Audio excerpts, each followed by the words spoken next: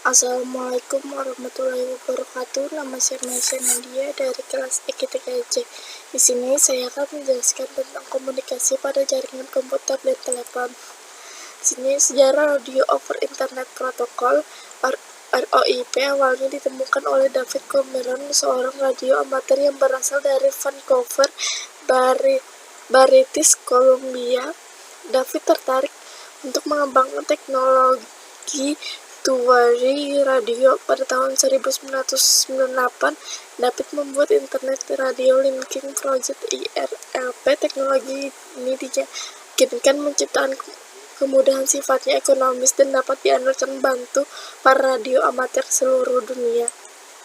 Jenis-jenis protokol pendukung ROIP: basis stasiun, perangkat radio pusat yang berada di stasiun kontrol dengan sisi pelanggan yang bekerja pada sistem digital, Ethernet, cordless communication, telekomunikasi. Pada ROIP, base station merupakan protokol penting sebagai jembatan antara pengguna dengan IP gateway. IP gateway, perangkat yang dapat mengkonversi data ke dalam protokol internet mengacu pada suara diubah menjadi IP, atau perangkat yang mengkonversi suara digital ke dalam paket IP. Repeater berfungsi untuk memperpanjang rentang jaringan dengan cara memperkuat isyarat elektronis. IP interface merupakan elektronik yang menghubungkan kabel nirkabel yang berfungsi untuk mengontrol software yang digunakan untuk membangun server radio online. ECCS adalah software yang terdiri dari kumpulan program serta library yang mampu melakukan streaming audio di internet. ECCS merupakan sebuah proyek media free streaming yang dimaintain oleh Zigbee or Foundation. Shoutcast merupakan software server streaming ternama yang digunakan oleh ribuan stasiun radio di seluruh dunia untuk siaran secara live. Semua radio menggunakan server publik. Tampilan dalam direktori atau daftar radio seluruh dunia pada laman Shoutcast.com. Shoutcast memiliki dua versi, V1 dan V2.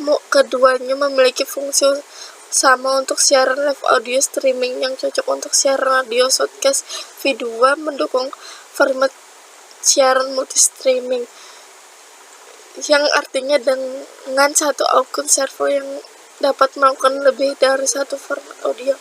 Darwin Streaming Server DSS adalah software streaming server yang menggunakan protokol RTP atau RTSP.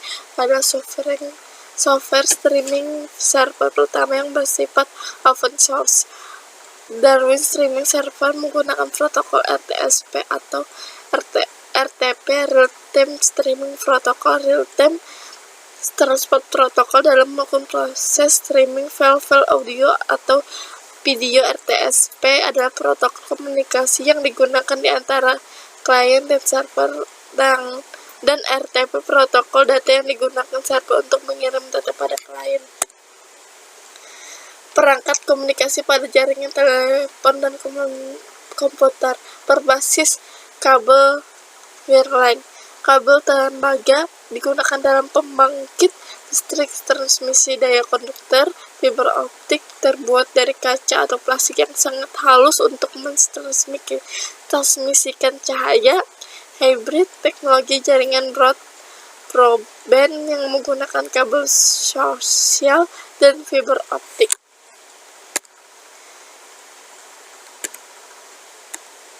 Perangkat komunikasi pada jaringan telepon dan komputer berbasis nirkabel atau wireless. BTS, Bus Transceiver Station. Bus Transfer Station atau disingkat BTS adalah sebuah infrastruktur telekomunikasi yang memfasilitas komunikasi nirkabel antara piranti komunikasi dan jaringan operator.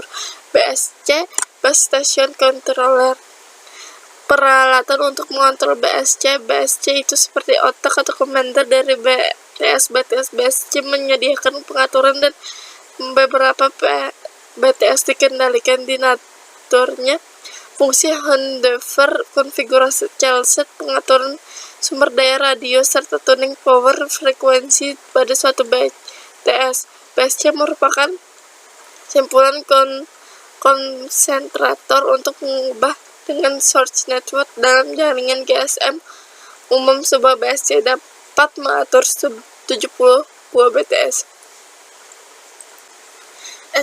MSC Mobile Switching Center. MSC adalah merupakan titik penyampaian atau penyambung utama atau untuk teknologi GSM bertanggung jawab untuk menghandle beberapa panggilan suara dan SMS sebaik mungkin dengan layanan yang lainnya seperti konferensi call, fax, dan chat data. SMSC Short Message Device Center adalah kombinasi perangkat keras dan perangkat lunak yang bertanggung jawab untuk memperkuat, menyimpan, dan meneruskan pesan pendek antara SMS dan piranti bergerak. SMSC harus memiliki keadaan kapasitas pelanggaran dan throughput yang tinggi. SMSC berfungsi untuk menerima SMS yang dikirimkan, mencapai untuk sementara, dan memforward mengirimkan SMS terbuat ke mobil subscriber MS atau tujuan. Sekian dari saya. Wassalamualaikum warahmatullahi wabarakatuh.